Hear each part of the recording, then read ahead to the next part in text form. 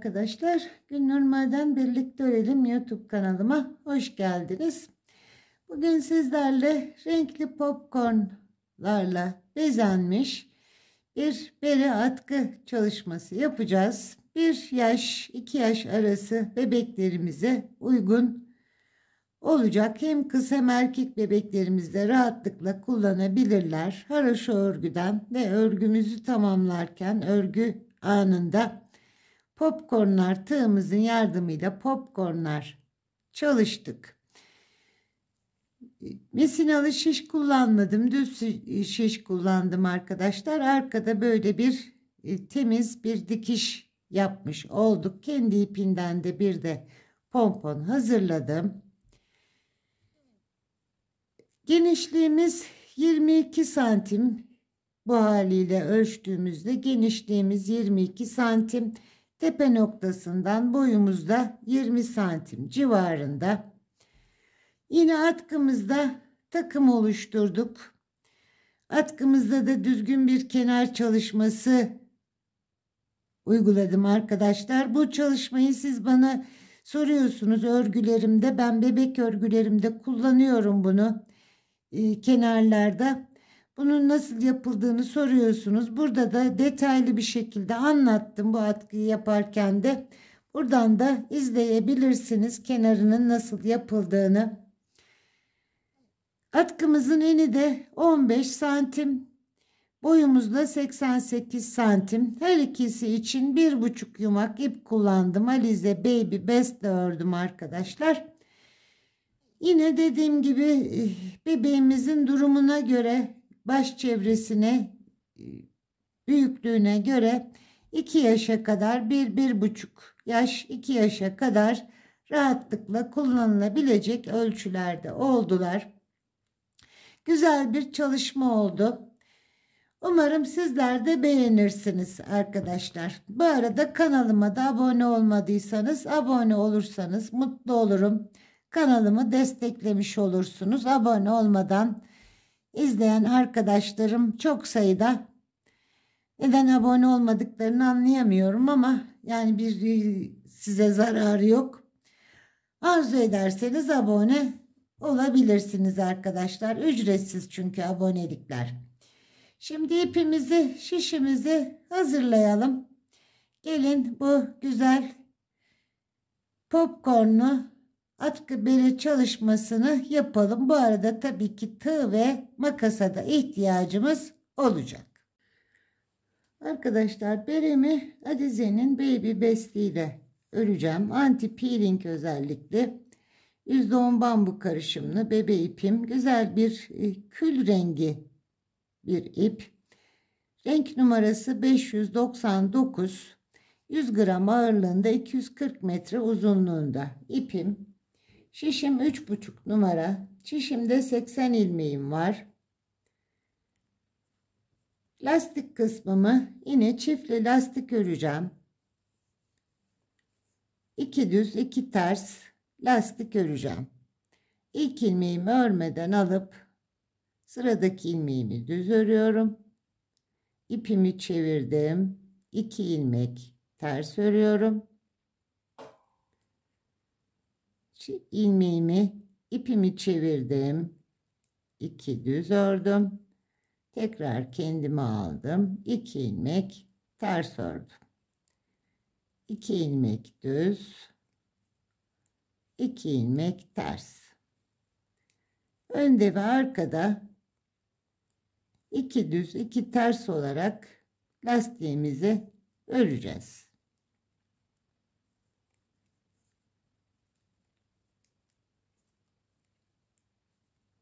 İki ilmek ters, 2 ilmek düz.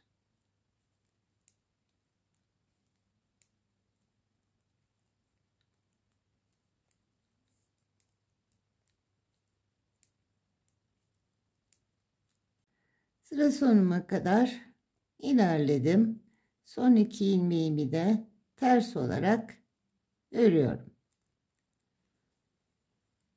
Şimdi yine ilk ilmeğimi örmeden aldım. 2 düzle başladım. İlmeklerimi Gördüğüm gibi terslerimi ters, düzlerimi düz olarak örüyorum. Bir miktar bu şekilde lastiğimizi örelim arkadaşlar.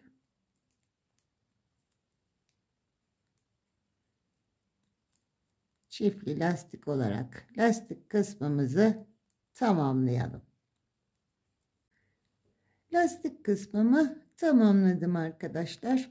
11 sıra 2 ters 2 düz lastiğimi ördüm. Şimdi haroşa örmeye başlayacağım. Haroşayı ben sürekli düz yönde örüyorum. O yüzden düz örerek önde ve arkada düz yönde örüyorum haroşalarımı. Bütün ilmeklerimi artık haroşaya çeviriyorum.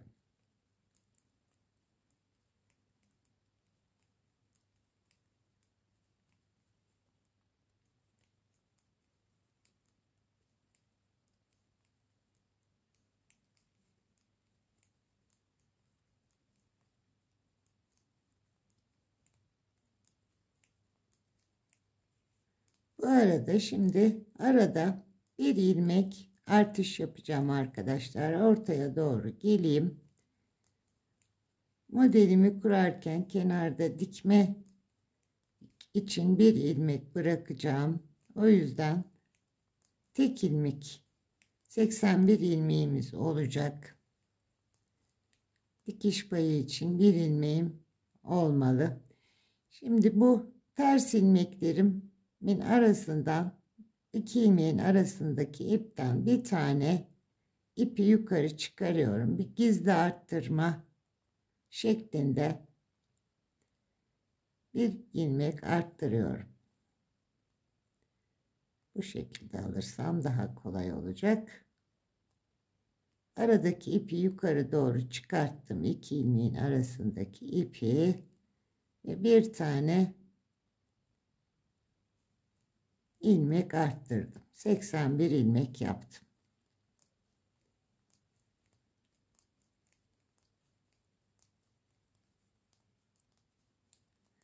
Popcornlar yapacağız. Bu popcornların en son bir tane kenara denk gelecek.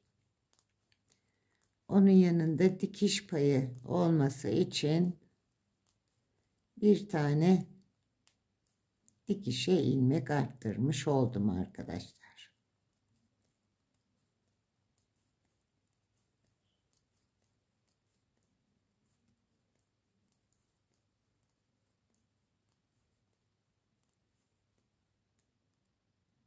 Sıramı tamamladım. Ve dediğim gibi önde ve arkada ben sürekli düz olarak örüyorum. Şimdi arka yüzden de ördüğümde öndeki ilk diş haroşam oluşmuş oluyor. Şimdi birkaç sıra haroşa örelim arkadaşlar. Daha sonra popcornlarımızı birlikte yapalım. Buna tomurcuk diyebilirsiniz.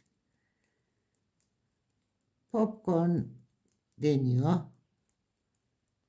Bir sürü ismi var. Şimdi ilk diş haroşamı oluşturmuş oldum ön yüzde. Birkaç sıra haroşa örüp geliyorum. 5 sıra kadar haroşa ördüm arkadaşlar. 5 sıra 5 haroşa dişi oluşturdum. Şimdi popcornlar yapacağım.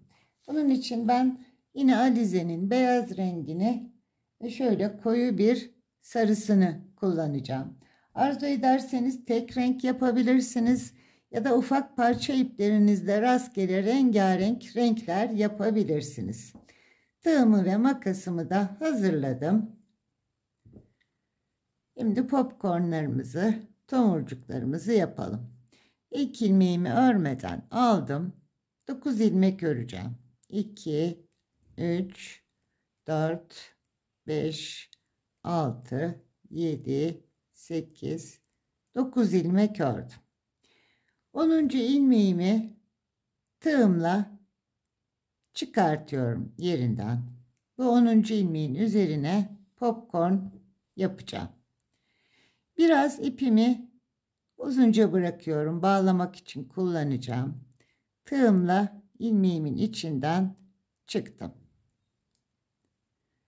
Burada 3 tane zincir çekeceğim. 1, 2, 3. Tığıma doladım. İlmeğimin içine battım. İkili trabzan yapacağım. Bir sefer çektim, beklettim. Tekrar doladım. Yine ilmeğime girdim.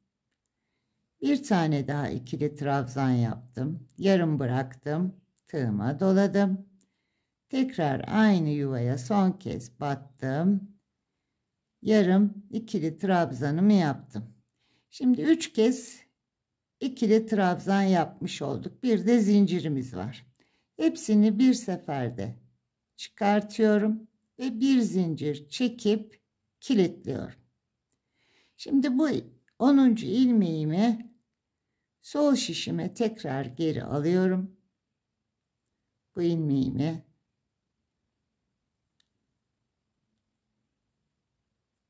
katını açmadan, evet, bir parçacık uzunca ipimi keseceğim.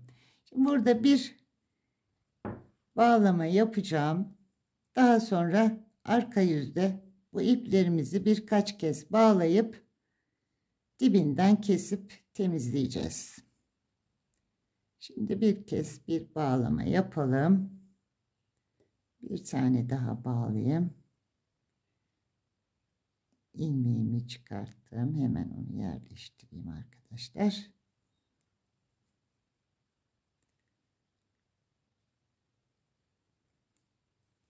Bir kez daha bağlamam aslında gerek yok. Daha sonra temizleriz bunu. Şimdi bu ilmeğimi 10. ilmeğimi örüyorum.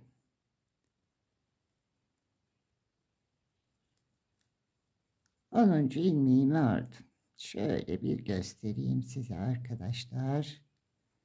Burada bir tane popcorn oluşturdum. Şimdi 9 ilmek tekrar örüyorum. 1, 2, 3, 4, 5, 6, 7, 8, 9. 10. ilmek üzerinden işlem yaptık. 9 ilmek ördüm. Bu popcorn'un dışında 9 ilmek ördüm. Şimdi 10. ilmeğime bu kez sarı ipimle yapacağım. Yine aynı şekilde bir parça uzun bıraktım. 10. ilmeğimi aldım tığıma. İpimi çektim. 1, 2, 3 tane zincir çektim. İlmeğimin içine girip yine yarım 3 tane ikili trabzan yapacağım. 1, ilmeğimin içine giriyorum. 2, tekrar aynı ilmeğimin içine girdim. 3 tane ikili trabzan yaptım. Bir de zincirim var. 4 tane ilmeği tığımla çektim ve bir kilitledim.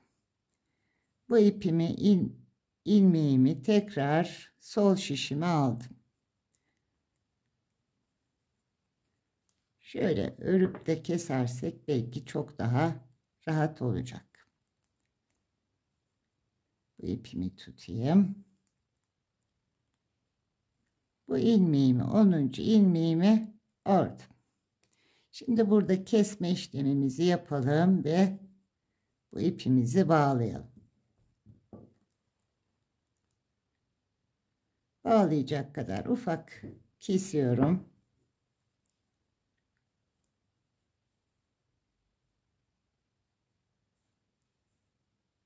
Bağladık. Bir kez daha bağlayayım. Evet. İkinci popcornumu da yapmış oldum. Tekrar 9 ilmek yine örüyorum. 1, 2, 3, 4, 5, 6, 7, 8, 9. 10. ilmeklerde işlem yapıyorum arkadaşlar. Yine 10. ilmeğimi bir beyaz bir sarı olarak ilerleyeceğim. 10. ilmeğimi yine tığımı aldım. İpimi aldım. İpimi ilmeğimden çıkarttım, beyaz ipimi. 3 tane zincir çekiyorum buraya. 1, 2, 3, tığıma doladım. Bu 10. ilmeğimin içine giriyorum. Bir yarım ikili trabzan yapıyorum. Doladım. Bir tane daha. İkili trabzan. Yarım bıraktım. Tekrar aynı ilmeğimin içine girdim. Bir tane daha yaptım. 3 oldu. Üçünü birlikte çektim. Bir zincirle kilitledim. Şimdi ilmeğimi yine sol şişime alayım. Bu ilmeği ördükten sonra kesmek daha rahat oldu. Yine aynı işlemi yapalım. İlmeğimi taktım. 10. ilmeği ördüm. Hatta şöyle 1, 2, 3, 4, 5, 6, 7, 8, 9. Diğer ilmekleri de örmüş oldum şimdi. Çok daha rahat işlemimi yapacağım. Hemen kesiyorum. Buradan 2 tane düğüm atayım. Tamamladıktan sonra da bunları temizleyebiliriz. Birer düğüm daha atıp iyice sıkılaştırdıktan sonra diplerinden keseceğim bunları. Evet. Bakın 3. popcornumuzu da oluşturduk. Şimdi sarıya geldik. 9 ilmek ördük. 2, 4, 6, 8, 9. Sarıyla yapalım tekrar. 10. ilmeği tığıma aldım. İpimi çıkartıp 1, 2, 3 zincir çektim. Doladım. İlmeğimin içine giriyorum. Bir yarım ikili trabzan. Tekrar girdim. Bir tane daha. Doladım. Yine girdim. Bir ikili trabzan daha. 3 tane oldular. Hepsini bir seferde çıkarttım. Ve bir zincirle kilitledim. Bu ilmeğimi tekrar sol şişime taktım. Ve bu popcornumu öreceğim şimdi. 10. ilmeğim, bunu örmüş oldum.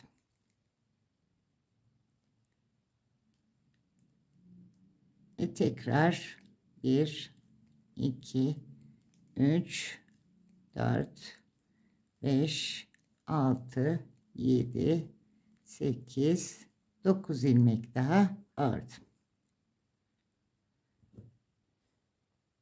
Bunu kesiyorum. Burada düğümlüyorum.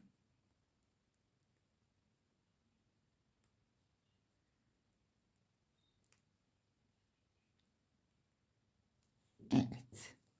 Bakın çok şirin olacak arkadaşlar. Boncuk boncuk.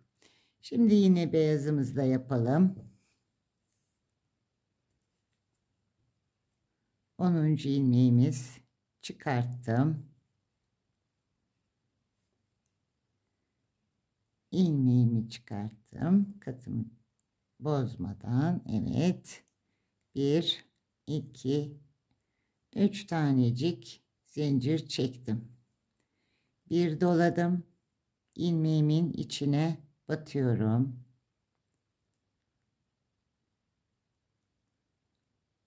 Arkadaşlar katını açtım galiba. Evet, şimdi oldu. Bir tane yarım ikili trabzan. Bir tane daha 2. Yine battım. Bir tane daha 3. Hepsini birlikte çektim. Ve bir zincirle kilitledim. İlmeğimi sol şişime tekrar geri aldım.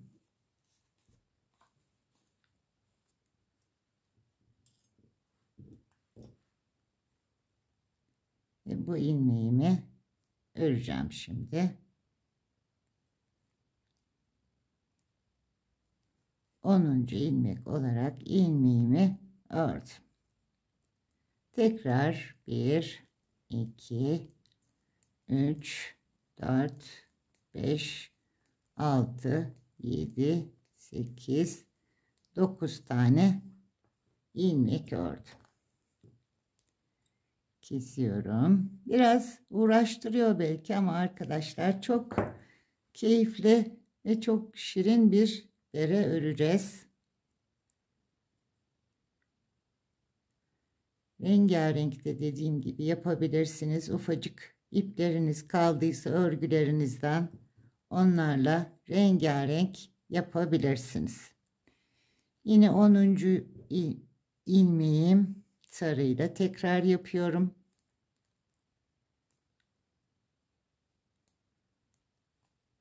İlmeğimi çıkarıp 3 tane zincirimi çektim, doladım. Bu ilmeğimin 10. ilmeğime battım. Bir yarım ikili trabzan, tekrar battım. İkinci doladım, tekrar battım. Üçüncüyü elde ettim. Hepsini birlikte çıkarttım. Bir zincirle kilitledim. İlmeğimi sol şişime aldım. Ve hemen bu ilmeğimi ördüm. Şimdi yine 1, 2, 3, 4, 5, 6, 7, 8, 9 tane ilmeğimizi ördük. Hemen ipimi kesiyorum. Buraya ipimin arkadan bağlıyorum. Evet. Beyazımla yapacağım tekrar.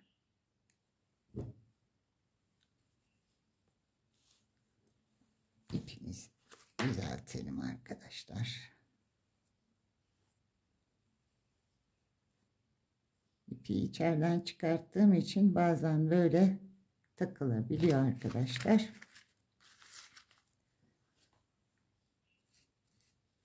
Hemen beyaz ipimle ilmeğin içinden çıkarttım. İpimi tutmadığım için fazla çıktı. Evet. Tekrar 1, 2, 3 zincir doladım. Yuvaya battım. 10. ilmeğimin içine bir yarım trabzan,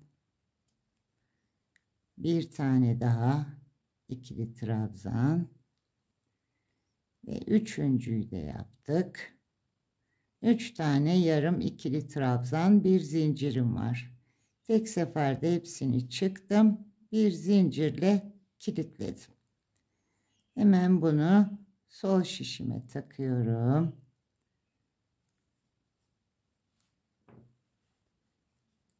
Ve 10. ilmek olarak ilmeğimi ördüm.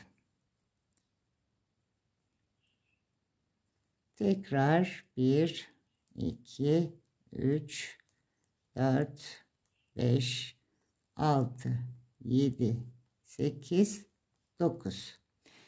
81 ilmek, bir ilmek arttırdık haroşaya geçerken, biliyorsunuz. Bunu dikişte kullanmak için yapmıştım arkadaşlar.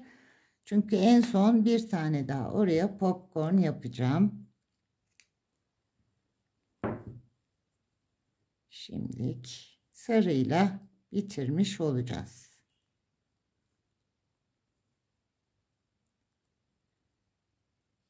İpimizi arkada bağladık. İlmeğimi aldım. Sarı ipimle son popcornumu da yapacağım. Bir zincir çektim. Şu şişimi de düzgün tutalım. 1, 2, 3, bir doladım. İlmeğimin içine giriyorum.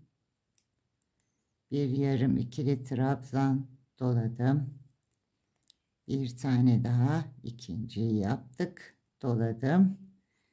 Ve üçüncüyü yaptık. Hepsini birlikte çıkarttım. Bir zincir çektim. sol şişime tekrar ilmeğimi aldım. Aramadım tabii, katını açtım çünkü arkadaşlar. Şöyle yapalım.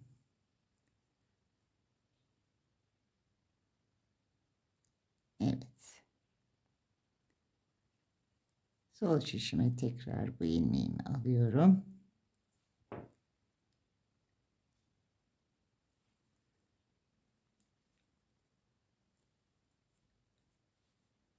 Son 2 ilmeğimizi de öreceğiz şimdi.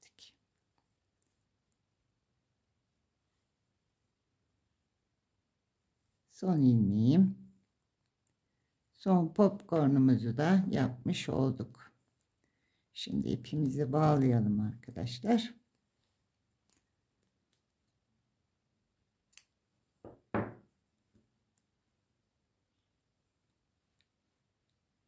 Şimdi örgümüzün devamında yine 5 sıra haroşa öreceğiz arkadaşlar. Yerlerini değiştireceğim popcornların. Öncelikle şunu bağlayayım. Bir kez daha bağlayalım. Evet. Bakın çok şirin, çok hoş olduk. Şimdi 5 sıra yine haroşa öreceğiz. 6. sırada ön yüzde yine popcornlarımızı yapacağız. İlk ilmeğimi örmedim. Şimdi bütün ilmeklerimi haroşa olarak örmeye devam ediyorum. Birkaç tane öreyim.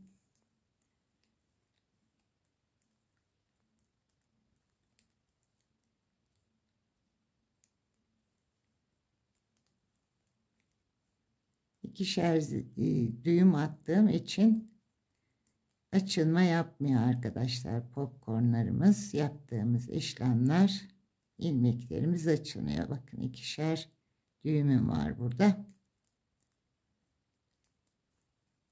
Şimdi bir tanesini de göstereyim size. Daha dipten keseceğim çünkü. Bunları ben kamera arkasında temizleyeceğim.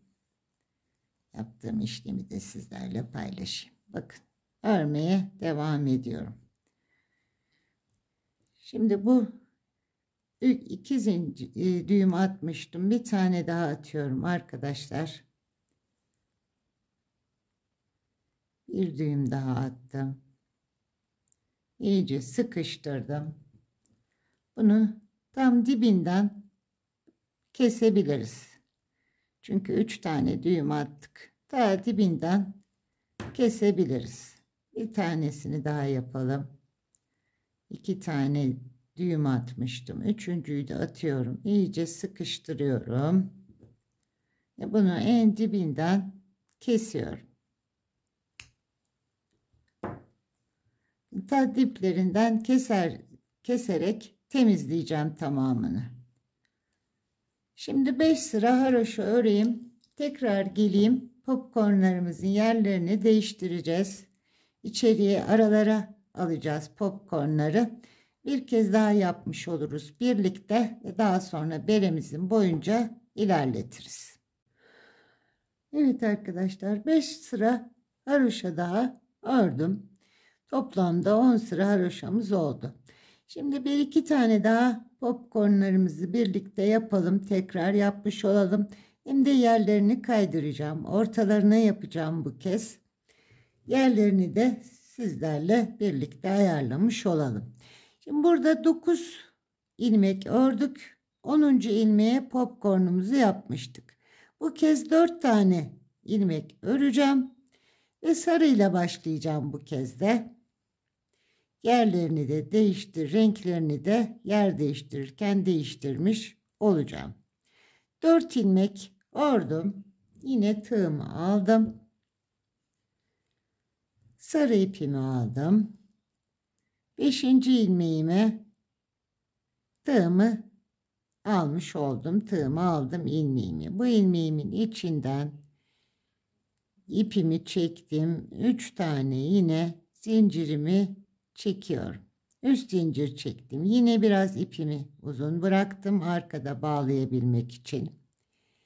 İlmeğimin içine girip 3 tane yarım ikili trabzan yapacağım. Birini yaptım. Tekrar tığıma doladım. İlmeğimin içine giriyorum. Bir yarım ikili trabzan daha yaptım. Tekrar doladım.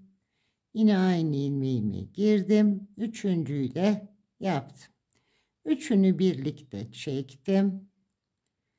Ve bir zincir çekerek kilitledim. Bu ilmeğimi, pardon, ilmeklerim çıktı. Hemen takalım. Evet. Bu ilmeğimi sol şişime tekrar aldım.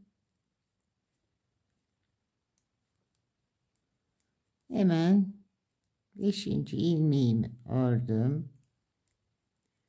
İpimizi biraz sıkıştıralım. Şimdi yine 9 ilmek örüyorum. 1 2 3 4 5 6 7 8 9. Popcornumuzu yaptıktan sonra 2 4 6 8 9 ilmek ördüm. Bu ipimizi kesip bunu da bağlayalım arkadaşlar.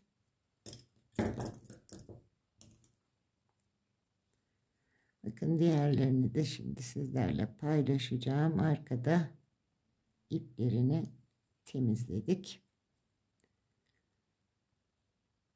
3 kez düğüm atıp ipimi kesiyorum arkadaşlar.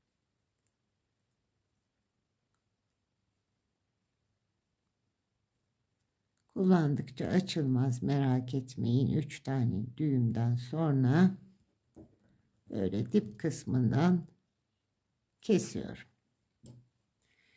Şimdi yine tığımla 10. ilmeğime girdim. Bu kez beyaz ipimden beyaz popcornumu yapacağım. Bunu da yapalım. Artık anlaşılmıştır sanıyorum. İpimi çıkarttım. 1 2 3 zincir çektim. Bir doladım. İlmeğin içine giriyorum. Bir yarım trabzan yapıyorum. Doluyorum. İlmeğime girdim. Bir yarım trabzan daha. Tekrar doladım. Son kez 3. yarım trabzanı yaptım. Bir seferde bütün ilmeklerimden çıktım ve bir zincirle kilitledim. Bu ilmeğimi, bu 10. ilmeğim, sol şişimi aldım. İpimi sıkıştıralım. Ve bu ilmeğimi ördüm. Tekrar 9 tane örüyorum. 2 3 4 5 6 7 8 9.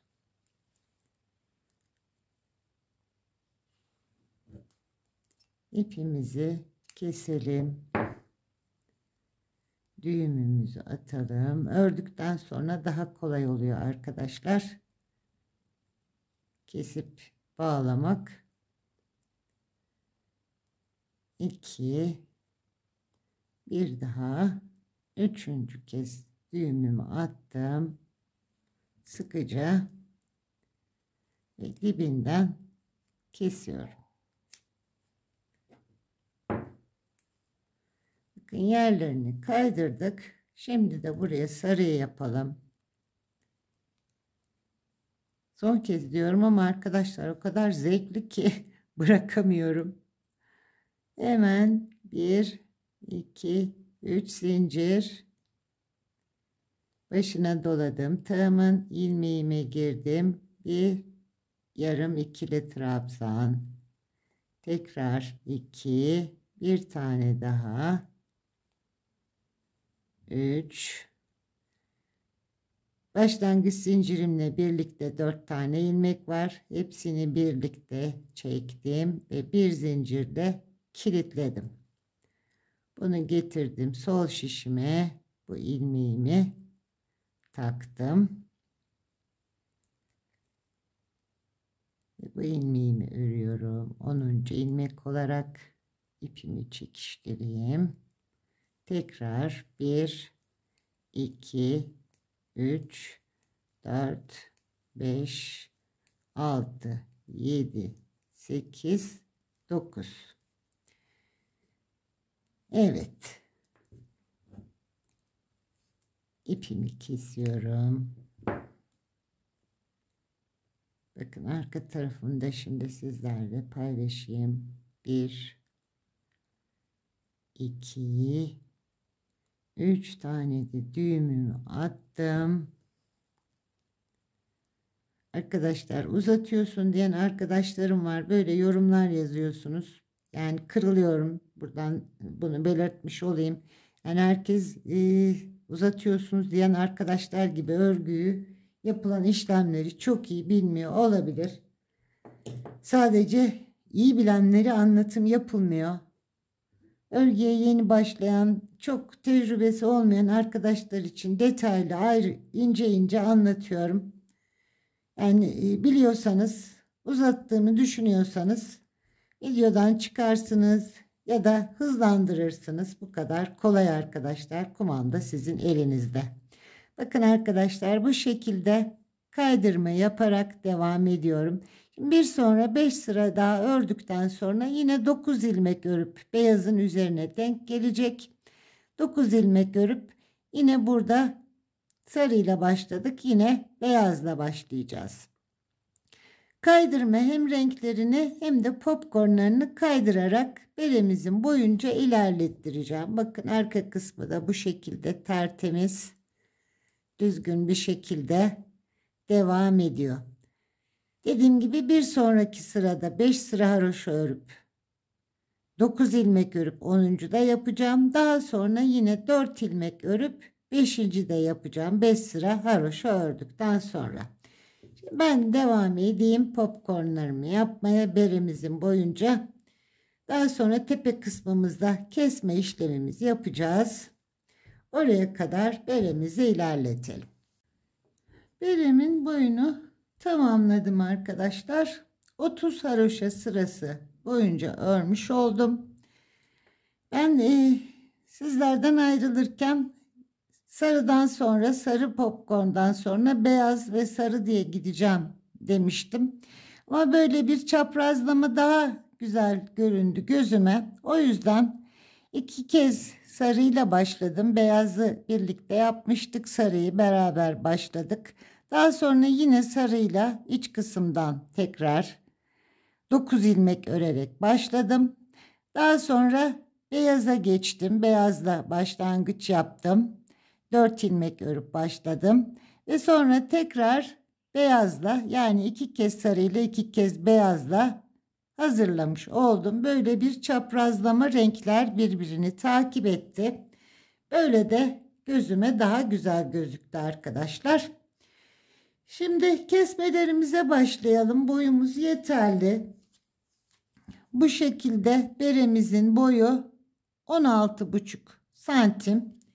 Kesmelerle birlikte 18 santimi bulacak. Kesme işlemlerimize yapalım.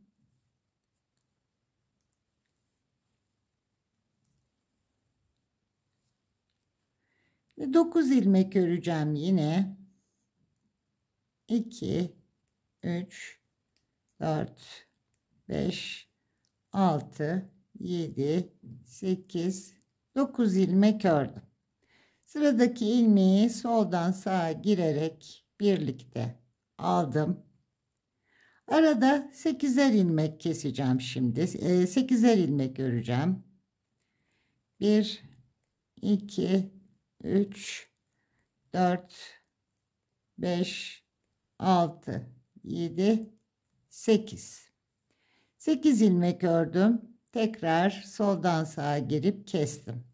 Tekrar 8 örüyorum.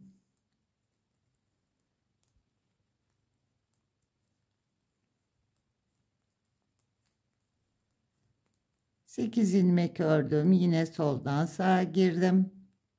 Bir kesme yaptım. 8 ilmek öreceğim.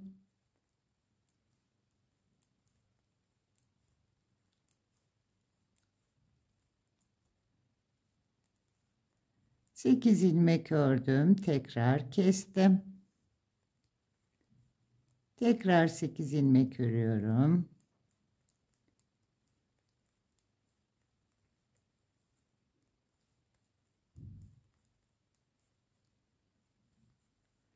Sekiz ilmeğimi tamamladım. Soldan sağa girip bir kesme yaptım. 1 2 3 4 5 6 7 8 ilmek ördüm. Bir kesme yaptım. 1 2 3 4 5 6 7 8 ilmek ördüm. Tekrar kesme yaptım. 1 2 3 4 5 6 7 8 ilmek ördüm. Burada tekrar keseceğim arkadaşlar. Çünkü burada ilmek azalması olmayacak keserken. O yüzden bu kenarda da kesmemi yapıyorum. Son 2 ilmeğimi kestim. Geri dönüyorum ve ön yüzde kesme yapacağım için burayı yine haroşa olarak örüp ön yüzde tekrar kesmeye devam edeceğim. Ön yüzüme geleyim. Ön yüzüme geldim. Tekrar kesmeye devam ediyorum. Şimdi 8 ilmek öreceğim. 4 5 6 7 8. Bu kestiğim ilmek ve bir öndeki ilmek. Kestiğim ilmeğin solda kalacak. Önündeki ilmeği keseceğim. Bir ilmek buradan eksiltmiş oldum. 8 ilmek arada örmüştük. Şimdi 7 öreceğiz. 1 2 3 4 5 6 7 ilmek ördük. Bakın kestiğim ilmek solda, önündeki ilmekle birlikte kesiyorum. Birer birer eksilmiş oluyor.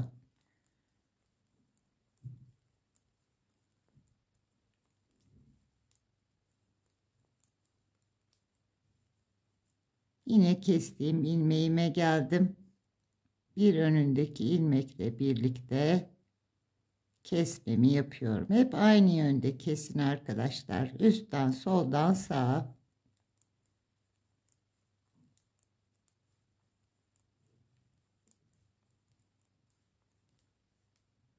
Yedi ilmek ördüm. Yine kesmemi yapıyorum.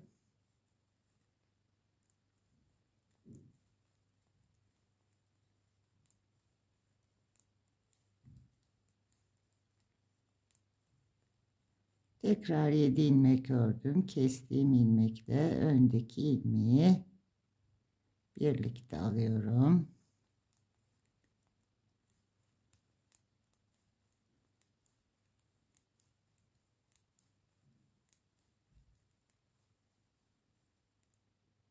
Yedi ilmek örüp bir kesme daha yaptım.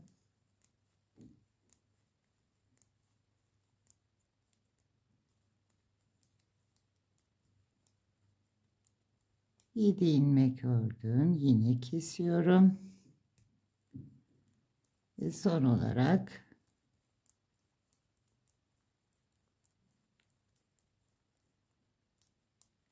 yedi ilmek ördüm. Son iki ilmeği kestim. Arka yüzde yine öreceğim. Ön yüze geleceğim. Bu kez 6 ilmek örüp keseceğim. Birer birer ilmeklerimizi azaltacağız. Zaten kestiğimiz ilmekler bakın belli oluyor. Bu şekilde kesmelerimize devam edelim. Birer ilmeğe düşene kadar ilmeklerimizi teker teker azaltalım. Arka yüzde normal haroşamızı örüp ön yüzde kesmelerimizi devam edelim arkadaşlar. Kesmelerimi tamamladım arkadaşlar. Birer ilmek kalana kadar bütün ilmeklerimi kestim. 2, 4, 6, 8, 9 ilmeğim kaldı. İpimi uzunca bir şekilde kestim. Şimdi tepesini ve dikişini, yan dikişini de yapalım.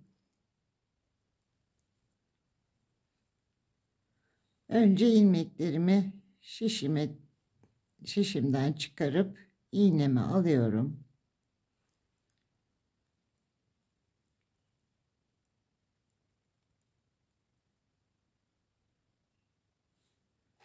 Şişimizin işi bitti şu anda.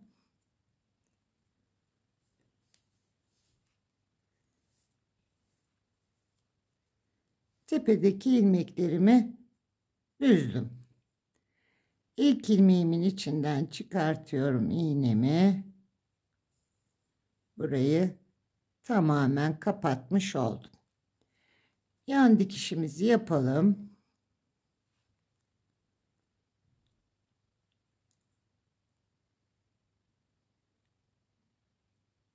Karşılıklı haroşa ilmeklerimizin içinden geçeceğiz. Düzgün bir sıfır nokta dikişi yapmış olacağız.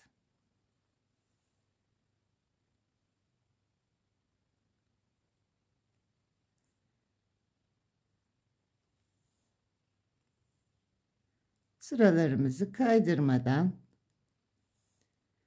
başlangıç ve bitiş noktalarından dikişimizi yapıyoruz.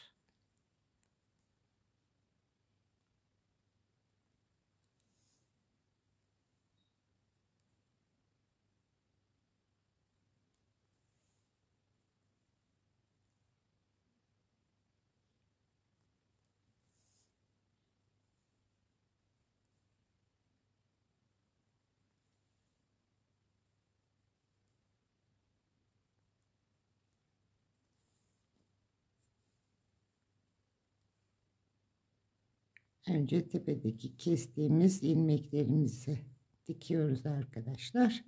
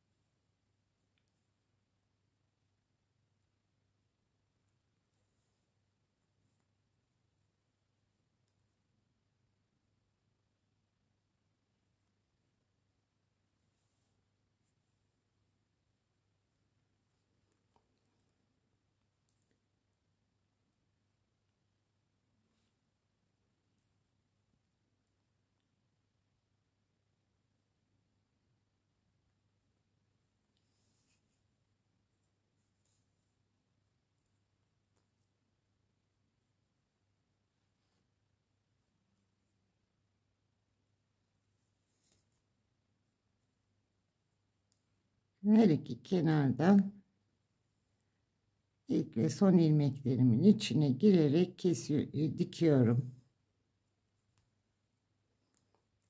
Kesmeye alıştığı için ağzım kesiyorum dedim, dikiyoruz arkadaşlar.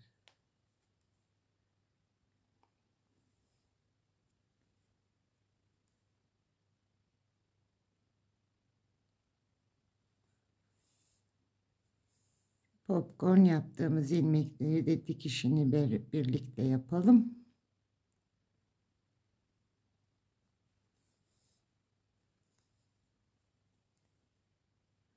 Hiç sıramı kaydırmıyorum.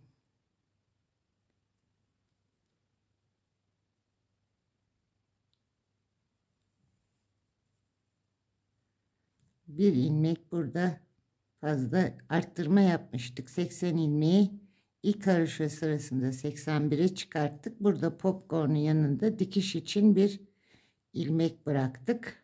Onu da dikmiş oldum. Dikişte bize kolaylık sağladı o ilmeğimiz.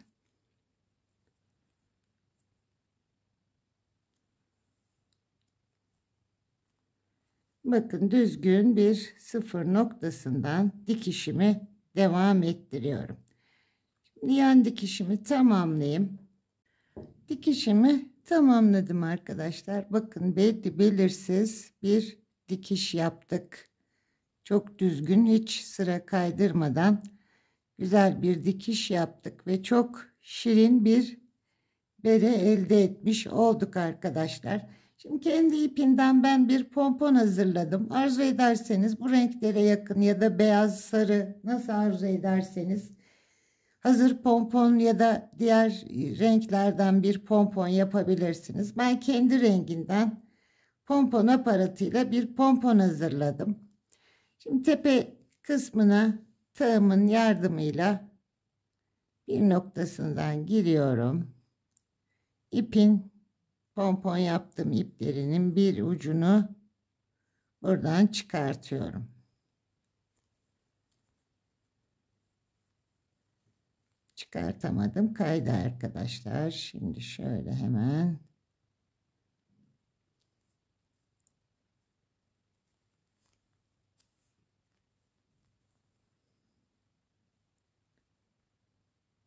evet, bir ucunu çıkarttım.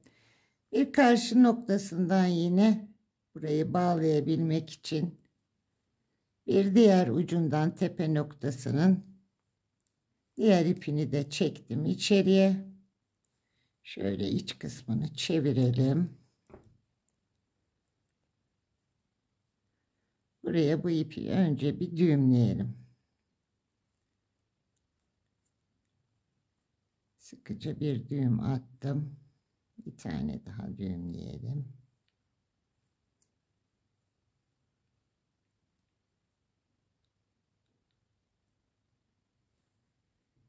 Şimdi ipimle bir iki noktasından da dikeyim arkadaşlar. Çok daha sağlam olsun.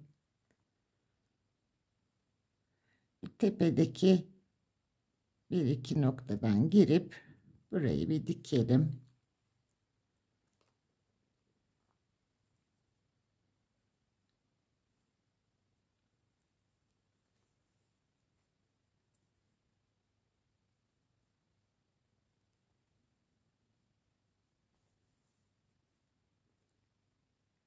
İki üç yerden girdim. Pomponumu sıkılaştırdım. Şuradan da çıkalım. İpimizi de kilitleyelim. Fazla iplerimizi de keselim.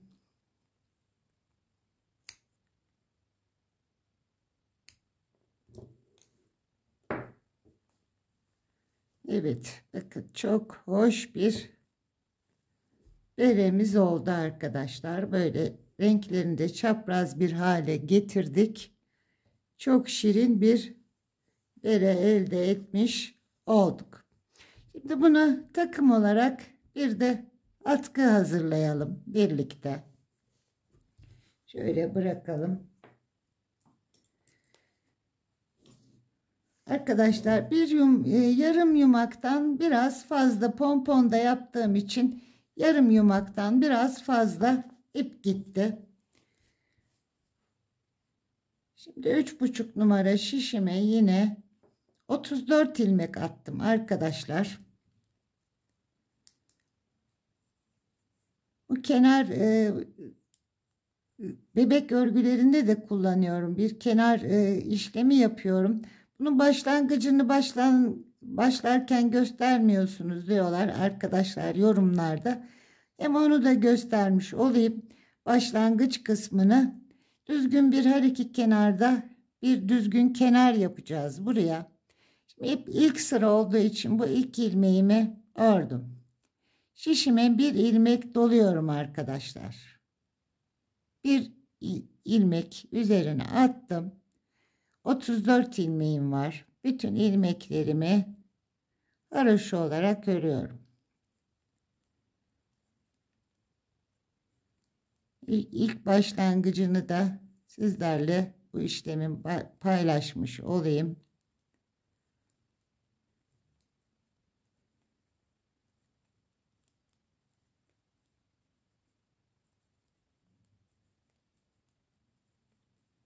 Uç kısımlarına da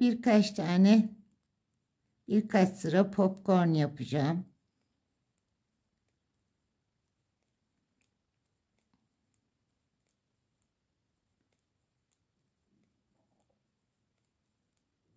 Şimdi ilk sıramız olduğu için burada kesme yapamıyorum. Çünkü doladığım bir ilmek yok bu kenarda. O yüzden son ilmeğimi örmeden aldım şişime. İlk sıramız bu. Şöyle ilmeğimi aldım. İpimi çevirdim. Şimdi burada dolama yapıyorum. Son ilmeği örmemiştim. Yine örmüyorum bu ilmeği. Bir ilmek doladım. Örmeden bıraktım ve örmeden yine ilk ilmeği aldım. Bir ilmek doladım ve yine haroşa olarak devam ediyorum. Başlangıçta doladığımız ilmeği sonda kesiyoruz arkadaşlar. Bu düzgün bir kenar görüntüsü oluşturuyor bebek örgülerinde. Ben bunu çok sık kullanıyorum. İlik düğme kenarlarında. Bu haroşa örgülerinde kenarlarında çok güzel bir görüntü oluşturuyor. Bir iki sıra ördüğümüzde daha net gözükecek.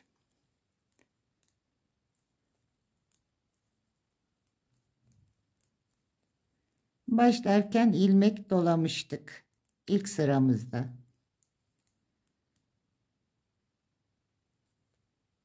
Bakın son ilmeğim ve doladığım ip. Bu ikisini soldan sağa giriyorum. Birlikte alıyorum. İlmek arttırma yapmamış oluyorum arkadaşlar. Birlikte aldım. O doladığım ipi kesmiş oldum. Şimdi yine ilk ilmeğimi alıyorum şişime ve bir tane doluyorum. Devam ediyorum haroşamı örmeye.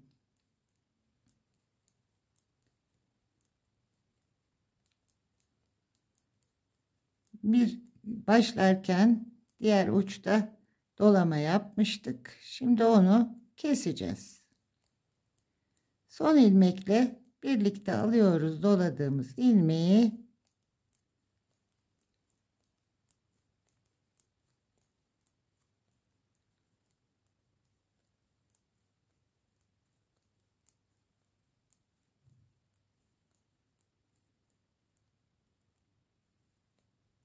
Son ilmeğimi de ördüm. Bakın. Son ilmeğim ve doladığım ilmek.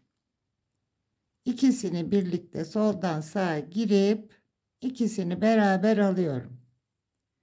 Döndüm. İlk ilmeği örmeden aldım. Yine bir doladım şişime. Bakın ip dolamış oluyorum buraya. Ve haroşamı örmeye devam ediyorum.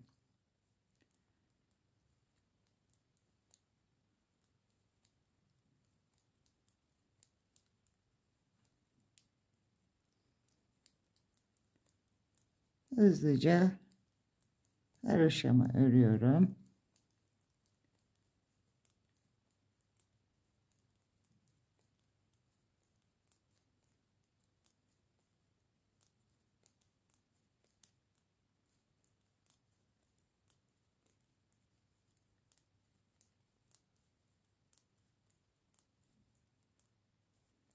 Son ilmeğime geldim yine.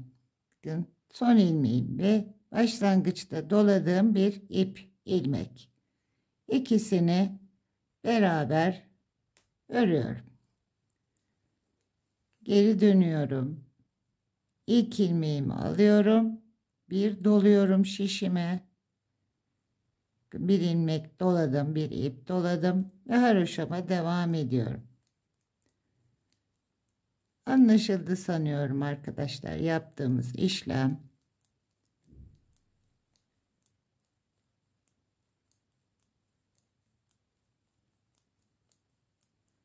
Son olarak yine bu kenarda yapalım ve birkaç sıra haroşa örelim. Popcorn yapalım yine uç kısımlarına. Takım oluşturalım.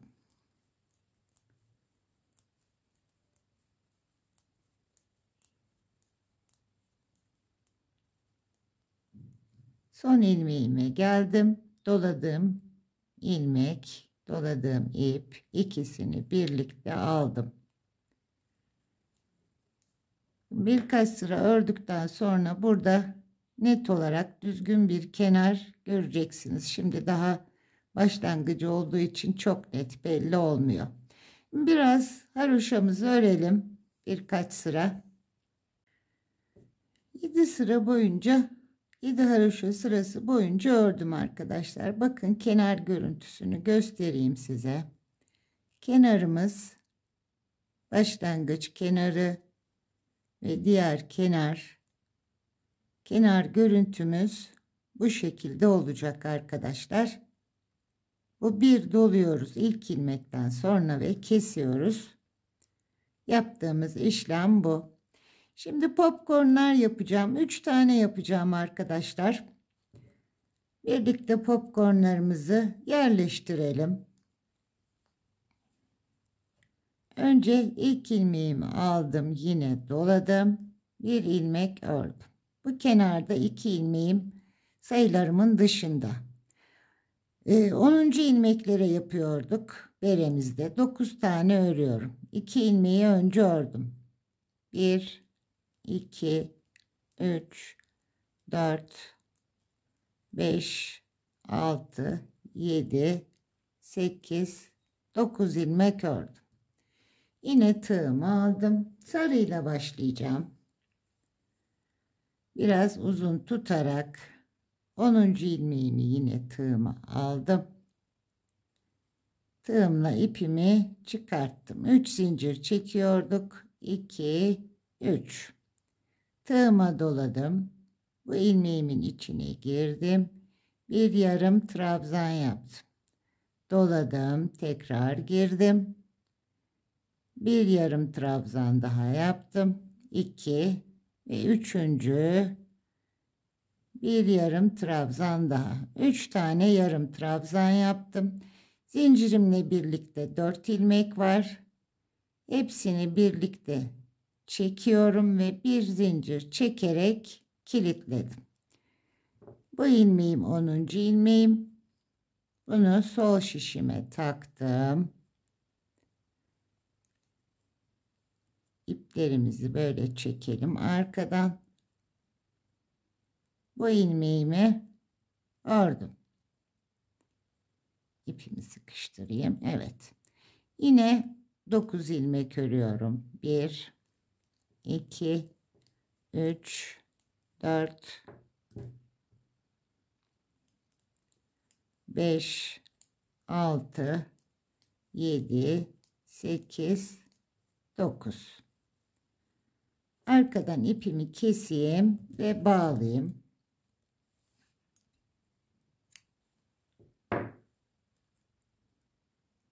Üç tane düğüm atıyorum buraya sıkı sıkı.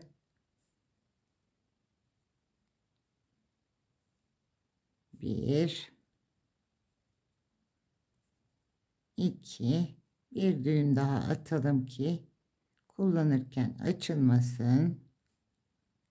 3 tane sıkı sıkı düğüm attım arkadaşlar. Dibinden bu ipimi kesiyorum.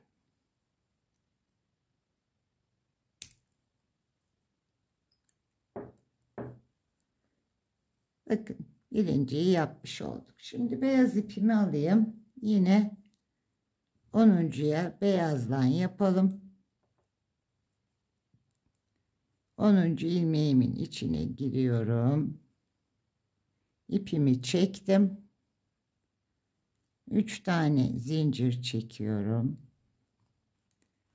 Bir doladım. İlmeğime girdim. Bir yarım trabzan. Tekrar doladım. İkinci yarım trabzan. Tekrar doladım. Üçüncü yarım trabzanım. Hepsini tek seferde çektim ve bir zincirle kilitledim. Bu ilmeğimi sol şişime tekrar taktım. 10. ilmeğim.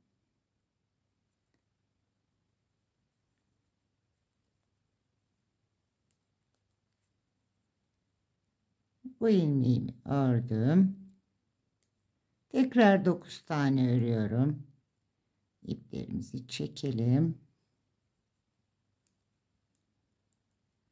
1 örmüştüm. 2, 3, 4, 5, 6, 7, 8, 9. 10. ilmekten sonra 2, 4, 6, 8, 9. Şimdi sarıyla bir tane daha yapalım.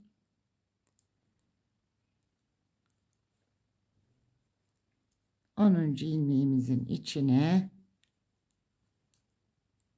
ipimi ilmeğimden çıkarttım.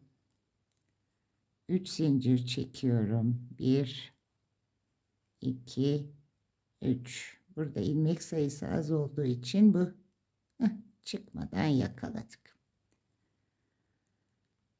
Yine aynı ilmeğimizin içine 3 tane yarım trabzanımı yapıyorum.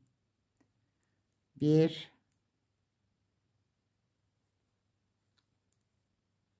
2 ve 3. 3 tane yarım trabzan, hepsini birlikte çektim. Bir zincirle kilitledim.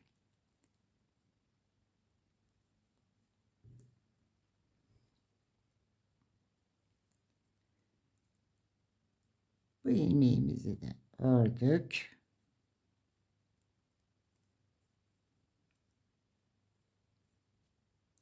Şimdi iplerimi temizleyeceğim ve kenarda yine 2 ilmeğim kaldı. Bir ilmeğimi ördüm. Son ilmeğim doladığım ipimle yine soldan sağa girdim. Birlikte aldım. Arka yüzümüzde iplerimizi bir temizleyelim.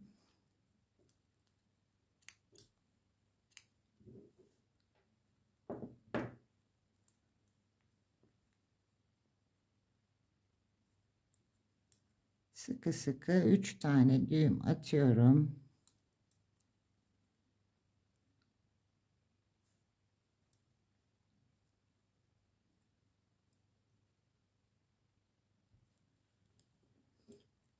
Bir diğerini de yapalım.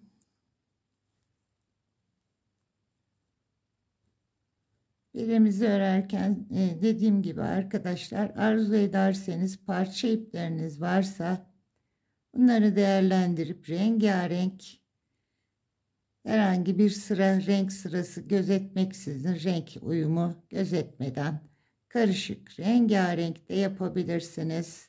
Sadece tek renk kullanabilirsiniz. Bu tür düzenlemeler sizin zevkinize kalmış. Nasıl arzu ederseniz. Ben dibinden kesiyorum.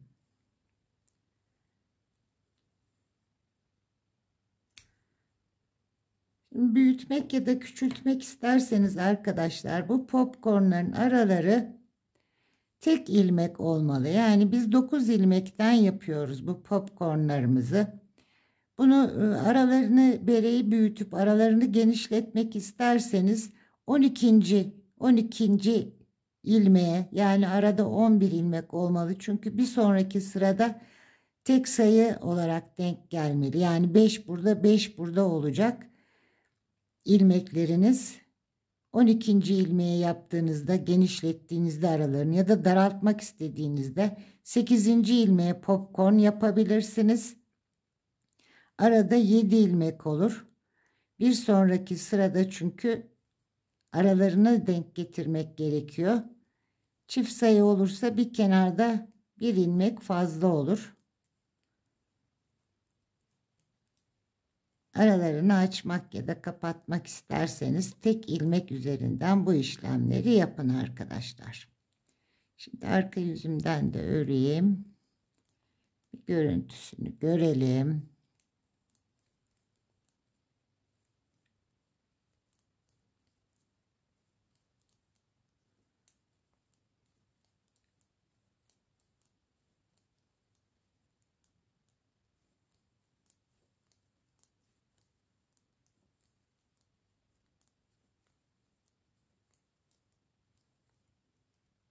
Son ilmeğimle yine doladığım ilmeği birlikte aldım. Bu şekilde şimdi bir sonraki popcornumuzu yaparken bu aralara yapacağız. Burada 4 tane ilmek örüp yapacağız. İkisinin arasına ve bu ikisinin arasına yapacağız. Şimdi 5 sıra yine örelim. Beremizde yaptığımız gibi ilk sıra haroşamızı oluşturduk. 4 sıra daha örelim. Tekrar yerleşimini yapalım ve beremizi ilerletelim. Atkımın boyunu tamamladım arkadaşlar. Öyle her iki ucuna da birer pompon aparatlarıyla minik pomponlar diktim. İkinci popcornumuzu beyazla başlamıştık. Beremizde yaptığım gibi çaprazlama simetri gitmesi için yine beyazla başladım. En sonunda sarıyla başladım. 4 kez popcornumuzu yaptık. Popcornumu tamamladıktan sonra 147 sıra haroşa ördüm arkadaşlar. Kenarlarında düzgün işlemini görüyorsunuz. Yaptığımız işlem kenarlarda çok güzel bir görüntü oluşturuyor. 147 sıra haroşa ördükten sonra aynı görüntüyü bu şekilde kullandığımızda kaş kolumuzu aynı görüntüyü elde etmek için buradaki sıralamayla, bitiş sıralamasıyla devam ettim arkadaşlar. Popcornlarımı yapmaya renk sıralaması ve sıra sayısı olarak yine sarıdan başladım. Burada yaptığımız gibi bitişi sarıdan başladım. Daha sonra beyazla yaptım. Bu şekilde yan yana geldiğinde beyazla devam ettim. Daha sonra yine beyazla başladım. En son sarıyla bitirmiş oldum. 4 kez de burada kurmuş oldum. Örgü yönüme göre aynı şekilde başladım. Ortadan başlayarak 6 ilmek örüp başlamıştım. Daha sonra da burada kenarda, kenar ilmeğimin dışında 10 ilmek örerek devam etmiştim. Şimdi popcornlarımızı bitirdikten sonra başlangıçta 7 sıra örmüştük. Yine 7 sıra haroşa ördüm. Toplam haroşa sıramız 191 sıra haroşa oldu arkadaşlar. Yine ölçü de vereyim size kapatmadan. Kapatacağız ilmeklerimizi ama şöyle bir ölçü de vereyim. Ekrana tam sığmayacak tabi.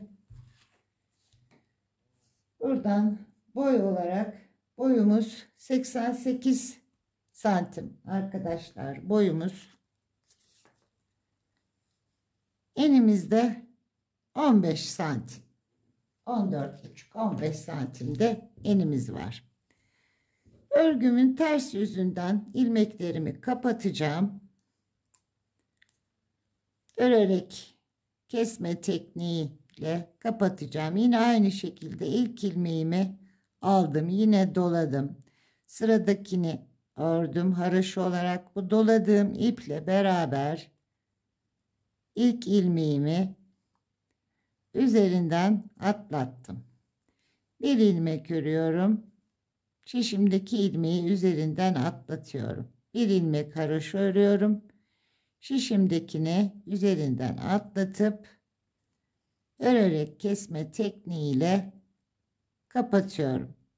Örgünüzü ördüğünüz gevşeklikte kapatın arkadaşlar. Sıkmayın, burada büzme yapmasın.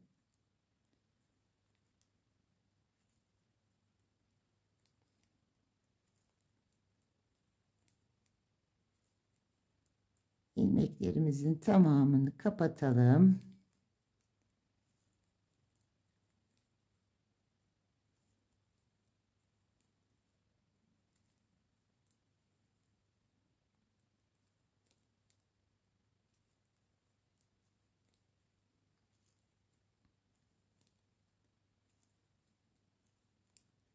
Şimdi atkım için bir yumak ip kullandım arkadaşlar.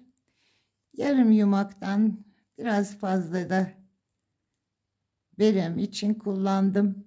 Kendi ipiyle de yine pompon yapmıştık.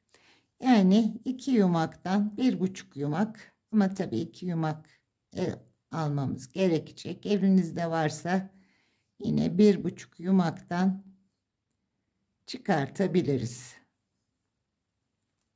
İpim kaçtı. Katı arkadaşlar.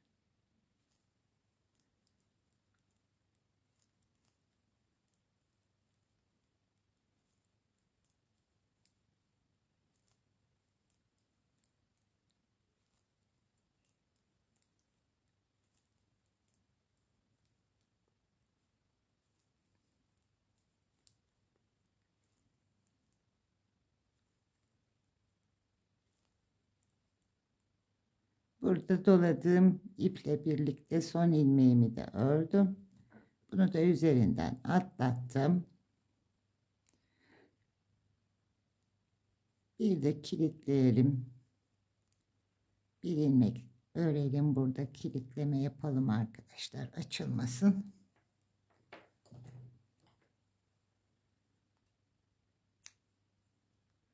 Şimdi bu ipimi saklayacağım hemen. Pomponlarımızı da buraya takalım. Ben haroşa örgülerimin içinde ters yönünde birkaç sıra tığımla yürüteceğim. Buraya da kilitleyelim.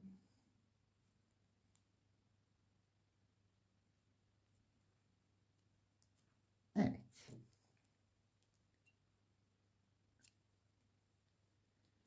Şimdi pomponlarımı burada bir kenarına, burasına sarıyı takalım. Hemen uç kısmına tığımla giriyorum. Pompon ipimin bir tanesini buradan çekiyorum.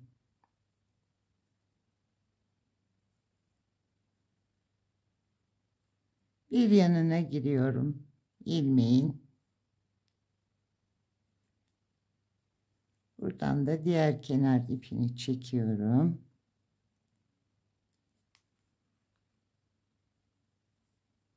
Buraya birkaç kez sıkıca yine düğüm yapıyorum, açılmasın.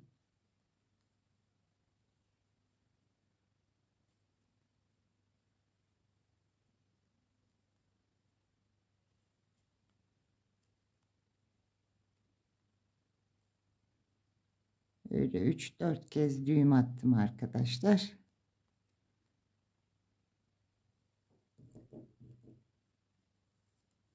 Bu fazlalık ipimizi de keselim. Yine diğer kenarımıza da takalım. Hemen bu kenardaki ilmeklerimin içinden giriyorum. Bir katını ipimin buraya aldım.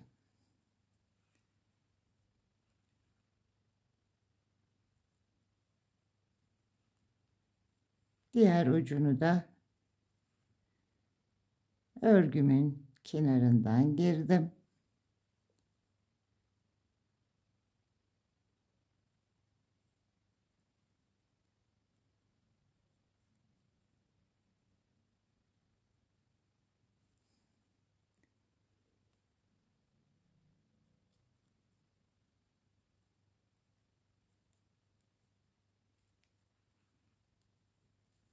Bunu da yine buraya sıkıca bağlayalım.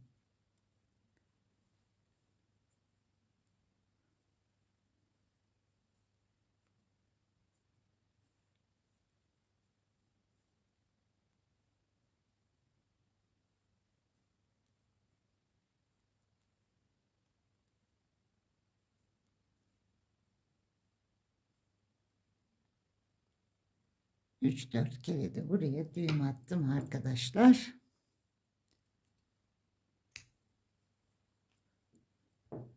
Evet.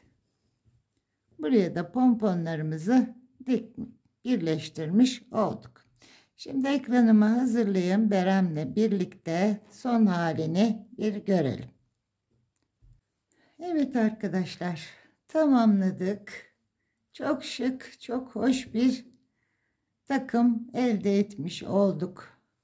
Bakın, beremiz de bu şekilde kullanılacak. Dikiş kısmımızda gayet düzgün bir dikiş yaptık. Dikiş yerleri de belli belirsiz. Çok güzel bir bere ve yine çok uyumlu, çok şık da bir atkı çalışmış olduk. 2 yumak ip kullandım. 1,5-2 yumak ip gitmiş oldu arkadaşlar. 1-2 yaş arası bebeğimizin tabi baş çevresine göre daha yapılıysa 1 yaşa kullanabilir. 1-2 yaş arası bebeklerimizin rahatlıkla kullanabilecekleri hem kız hem erkek bebekler için de kullanışlı bir takım elde etmiş olduk. Umarım anlatımımı beğenmişsinizdir arkadaşlar. Örecek olan arkadaşlarıma kolay gelsin, keyifli örgüler diliyorum. Bir başka videoda buluşmak üzere, sağlıkla kalın.